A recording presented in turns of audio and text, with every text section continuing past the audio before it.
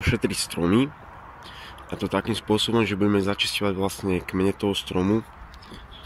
Máme tu takéto záhrané veľké nožnice, podobné Herkulesom na železo, klasické vinohradnícke nožnice a klasické tenké nožnice na papier, s ktorými vlastne dávame tie semeničké konáriky dole. Jeden šteček budeme potrebovať a takýto nejaký balzám. Keď chcete, môžete použiť aj farbu na stromy, mne sa zdá lepšie asi ten balzám, takže tak. Takže tu máme nejaké staré rany toho stromu, to sme tiež zabalzamovali a takto sme ho vlastne ošetrili tým balzamom. Keď máte hrubší konár, ktorý odstraňujete, tak by to malo byť 2 cca 3 cm okolo vlastne vytvornej rany od toho strihu konára zabalzamované. Takže k tomu toľko. Takto ďalší. A tieto všetky ostatné dozadu už sú vlastne celé ošetrené, takže tak. No, takže toľko k tomu videu.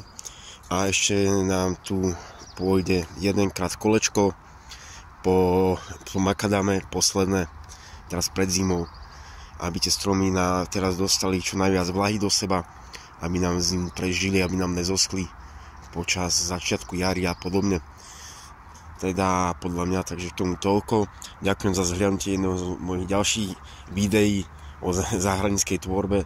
Takže ďakujem vám veľmi pekne ešte raz. Čaute, majte sa. Už čoskoro sa uvidíme pri nejakých videjkách o aute. Čaute.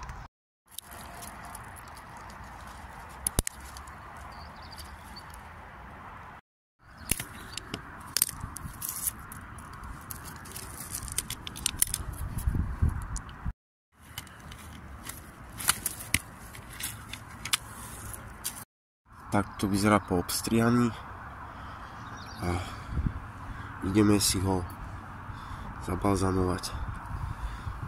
Takže balzam, keď si otvorite, si ho najprv rozmiešajte poriadne, predtým s ním pôjdete robiť a pokaždé si ho premiešajte pre nadstieraním ďalšieho stromu. Stačí. Takto to vyzerá ošetrené. Takže tak. Šup.